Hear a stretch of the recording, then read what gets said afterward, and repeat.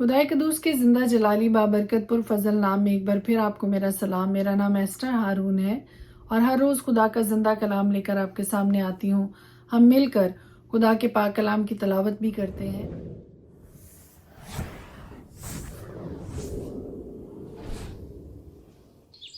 اور thought of the day پر بھی غور کرتے ہیں۔ آج کا تھاٹ جو آپ کے ساتھ شیئر کرنے کو ہوں وہ امثال کی کتاب 19 باب اور اس کی 5ویں آیت سے ہے۔ لکھا ہے، جھوٹا گواہ بے سزا نہ چھوٹے گا اور جھوٹ بولنے والا رہائی نہ پائے گا۔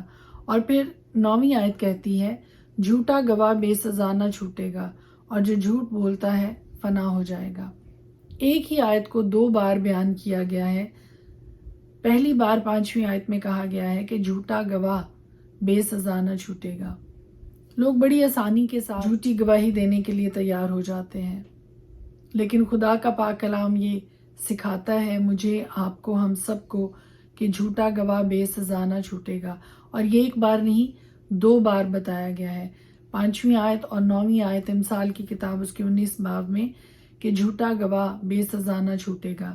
اور پہلی بار جب بیان کیا گیا تو کہا گیا ہے کہ جھوٹ بولنے والا رہائی نہ پائے گا، اور دوسری بار کہا گیا ہے کہ جو جھوٹ بولتا ہے فنا ہو جائے گا۔ مذاق میں جھوٹ بولا جاتا ہے، جھوٹ کی بنا پر خاندان برباد ہو جاتے ہیں، جھوٹ کی بنا پر رشتے ناتے دوستیاں سب کچھ بگڑ کر رہ جاتی ہیں۔ معاشرے کا ایک سب سے گھنونا روپ جو ہے وہ جھوٹ کی صورت میں ہے۔ اور خدا کا پاک کلام ہمیں یاد دلاتے ہوئے، ہمیں خوف دلاتے ہوئے اس بات کے بارے میں بتاتا ہے کہ اس کی سزا کیا ہے۔ ایک طرف بیان کیا جاتا ہے کہ جھوٹی گواہی دینا کس قدر بری بات ہے۔ معاشرے میں بہت سے خاندان بے انصافی کی بھینٹ چڑھ جاتے ہیں صرف جھوٹی گواہی کی بنا پر۔ اور آج یہ سیکھ میرے لیے اور آپ کے لیے ہے کہ کبھی بھی اگر زندگی میں کسی جگہ پہ گواہی دینے کی نوبت آتی ہے تو کبھی بھی جھوٹ کا ساتھ نہ دیں، کبھی بھی جھوٹی گواہی نہ دیں، ہمیشہ سچ بولیں۔ اس سچ کے لیے چاہے سب کچھ جاتا رہے لیکن سچ بولیں، سچ پہ کھڑے رہیں، حق کی بات کریں، صداقت کی بات کریں، صادق اور امین ٹھہرتے ہوئے۔ اور خدا کے کلام میں لکھا ہے کہ جھوٹا گواہ بے سزا نہ چھوٹے گا، اور یہ ایک بار نہیں 2 بار کہا گیا ہے۔ جھوٹ بولنے والا کبھی رہائی نہ پائے گا۔ جھوٹ بولنے والا جھوٹ بول کر دوسرے کی تباہی کا سبب بنتا ہے، لیکن خدا کا کلام یہ کہتا ہے کہ وہ خود بھی کبھی رہائی نہ پائے گا۔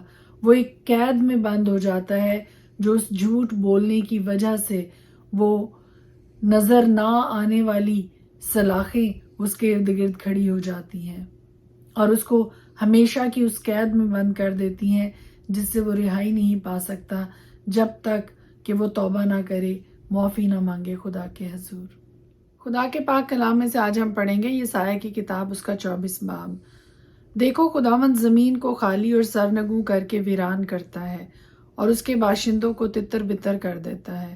اور یوں ہوگا کہ جیسا ریت کا حال ویسا ہی کاہن کا، جیسا نوکر کا ویسا ہی اس کے صاحب کا، جیسا لونڈی کا ویسا ہی اس کی بیوی کا، جیسا خریدار کا ویسا ہی بیچنے والے کا، جیسا قرض دینے والے کا ویسا ہی قرض لینے والے کا، جیسا سود دینے والے کا ویسا ہی سود لینے والے کا۔ زمین بالکل خالی کی جائے گی اور بشدت غارت ہوگی، کیونکہ یہ کلام خداوند کا ہے۔ زمین غمگین ہوتی اور مرجھاتی ہے، جہان بے تاب اور پئی مردہ ہوتا ہے۔ زمین کے عالی قدر لوگ ناتواں ہوتے ہیں۔ زمین اپنے باشندوں سے نجس ہوئی کیونکہ انہوں نے شریعت کو عدول کیا، آئین سے منحرف ہوئے، عہد ابدی کو توڑا۔ اس سبب سے لعنت نے زمین کو نگل لیا اور اس کے باشندے مجرم ٹھہرے، اور اسی لیے زمین کے لوگ بھسم ہوئے اور تھوڑے سے آدمی بچ گئے۔ نہیں، میں غم زدہ اور طاق پش مردہ ہے، اور سب جو دل شاد تھے آہ بھرتے ہیں۔ ڈھولکوں کی خوشی بند ہو گئی، خوشی منانے والوں کا غل و شور تمام ہوا۔ بربت کی شاد مانی جاتی رہی، وہ پھر گیت کے ساتھ میں نہیں پیتے۔ پینے والوں کو شراب تلخ معلوم ہوگی۔ سنسان شہر ویران ہو گیا، ہر ایک گھر بند ہو گیا کہ کوئی اندر نہ جا سکے۔ میں کے لیے بازاروں میں واویلا ہو رہا ہے، ساری خوشی پر تاریکی چھا گئی، ملک کی عشرت جاتی رہی، شہر میں ویرانی ہی ویرانی ہے اور پھاٹک توڑ پھوڑ دیے گئے، کیونکہ زمین میں لوگوں کے درمیان یوں ہوگا جیسا زیتون کا درخت جھاڑا جائے، جیسے انگور توڑنے کے بعد خوشہ چینی۔ وہ اپنی آواز بلند کریں گے، وہ گیت گائیں گے، خداوند کے جلال کے سبب سے سمندر سے للکاریں گے۔ پس تم مشرق میں خداوند کی اور سمندر کے جزیروں میں خداوند کے نام کی، جو اسرائیل کا خدا ہے، تمجید کرو۔ انتہائی زمین سے نغموں کی آواز ہم کو سنائی دیتی ہے، جلال و عظمت صادق کے لیے۔ پر میں نے کہا میں گداز ہو گیا، میں ہلاک ہوا، مجھ پر افسوس، دغا بازوں نے دغا کی، ہاں دغا بازوں نے بڑی دغا کی۔ اے زمین کے باشندے، خوف اور گڑھا اور دام تجھ پر مسلط ہیں، اور یوں ہوگا کہ جو خوفناک آواز سن کر بھاگے گڑھے میں گرے گا، اور جو گڑھے سے نکل آئے دام میں پھنسے گا، کیونکہ آسمان کی کھڑکیاں کھل گئیں اور زمین کی بنیادیں ہل رہی ہیں۔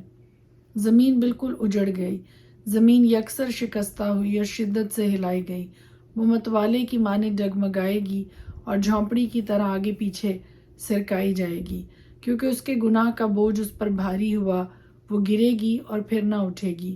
اور اس وقت یوں ہوگا کہ خداوند آسمانی لشکر کو آسمان پر اور زمین کے بادشاہوں کو زمین پر سزا دے گا، اور وہ ان قیدیوں کی مانند جو گڑھے میں ڈالے جائیں جمع کیے جائیں گے، اور وہ قید خانہ میں قید کیے جائیں گے، اور بہت دنوں کے بعد ان کی خبر لی جائے گی۔ اور جب رب الافواج کوہ صہیون پر اور یروشلم میں اپنے بزرگ بندوں کے سامنے حشمت کے ساتھ سلطنت کرے گا، تو چاند مضطرب اور سورج شرمندہ ہوگا۔ یسایہ کی کتاب، اس کا 25 باب۔ اے خداوند، تو میرا خدا ہے، میں تیری تمجید کروں گا، تیرے نام کی ستائش کروں گا، کیونکہ تو نے عجیب کام کیے ہیں۔ تیری مصلحتیں قدیم سے وفاداری اور سچائی ہیں، کیونکہ تو نے شہر کو خاک کا ڈھیر کیا، ہاں فصیل دار شہر کو کھنڈر بنا دیا، اور پردیسیوں کے محل کو بھی یہاں تک کہ شہر نہ رہا، وہ پھر تعمیر نہ کیا جائے گا۔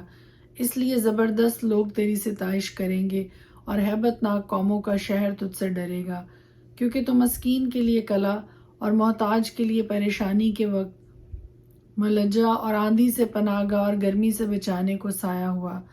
اس وقت ظالموں کی سانس دیوار کو طوفان کی مانند ہو، تو پردیسیوں کے شور کو خشک مکان کی گرمی کی مانند دور کرے گا، اور جس طرح ابر کے سایہ سے گرمی نیست ہوتی ہے، اسی طرح ظالموں کا شادیانہ بجانا موقوف ہوگا۔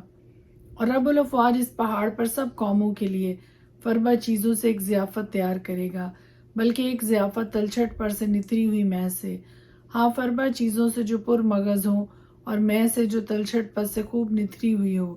اور وہ اس پہاڑ پر اس پردہ کو جو تمام لوگوں پر پڑا ہے، اور اس نقاب کو جو سب قوموں پر لٹک رہا ہے، دور کر دے گا۔ وہ موت کو ہمیشہ کے لیے نابود کرے گا، اور خداوند خدا سب کے چہروں سے آنسو پونچھ ڈالے گا، اور اپنے لوگوں کی رسوائی تمام سرزمین پر سے مٹا دے گا، کیونکہ خداوند نے یہ فرمایا ہے۔ اور اس وقت یوں کہا جائے گا، لو یہ ہمارا خدا ہے، ہم اس کی راہ تکتے تھے اور وہی ہم کو بچائے گا۔ یہ خداوند ہے، ہم اس کے انتظار میں تھے، ہم اس کی نجات سے خوش و خرم ہوں گے۔ کیونکہ اس پہاڑ پر خداوند کا ہاتھ برقرار رہے گا، اور مواب اپنی ہی جگہ میں ایسا کچلا جائے گا جیسے مزبلہ کے پانی میں گھاس کچلی جاتی ہے، اور وہ اس میں اس کی مانند جو تیرتے ہوئے ہاتھ پھیلاتا ہے اپنے ہاتھ پھیلائے گا، پر وہ اس کے غرور کو اس کے ہاتھوں کے فن فریب سمیت پست کرے گا، اور وہ تیری فصیل کے اونچے برجوں کو توڑ کر پست کرے گا، اور زمین کے بلکہ خاک کے برابر کر دے گا۔ یسایہ کی کتاب 26 باب۔ اس وقت یہودا کے ملک میں یہ گیت گایا جائے گا، ہمارا ایک محکم شہر ہے، جس کی فصیل اور پشتوں کی جگہ وہ نجات ہی کو مقرر کرے گا۔ تم دروازے کھولو، تاکہ صادق قوم جو وفادار رہی داخل ہو، جس کا دل قائم ہے تو اسے سلامت رکھے گا، کیونکہ اس کا توکل تجھ پر ہے۔ ابد تک خداوند پر اعتماد رکھو، کیونکہ خداوند یہوہ ابدی چٹان ہے۔ کیونکہ اس نے بلندی پر بسنے والوں کو نیچے اتارا، بلند شہر کو زیر کیا، اس نے اسے زیر کر کے خاک میں ملایا، وہ پاؤں تلے روندا جائے گا۔ ہاں مسکینوں کے پاؤں اور محتاجوں کے قدموں سے صادق کی راہ راستی ہے، تو جو حق ہے صادق کی راہ بری کرتا ہے۔ ہاں تیری عدالت کی راہ میں اے خداوند ہم تیرے منتظر رہے، ہماری جان کا اشتیاق تیرے نام اور تیری یاد کی طرف ہے۔ رات کو میری جان تیری مشتاق ہے، ہاں میری روح تیری جستجو میں کوشاں رہے گی، کیونکہ جب تیری عدالت زمین پر جاری ہے تو دنیا کے باشندے صداقت سیکھتے ہیں۔ ہر چند شریر پر مہربانی کی جائے پر وہ صداقت نہ سیکھے گا، راستی کے ملک میں ناراستی کرے گا اور خداوند کی عظمت کو نہ دیکھے گا۔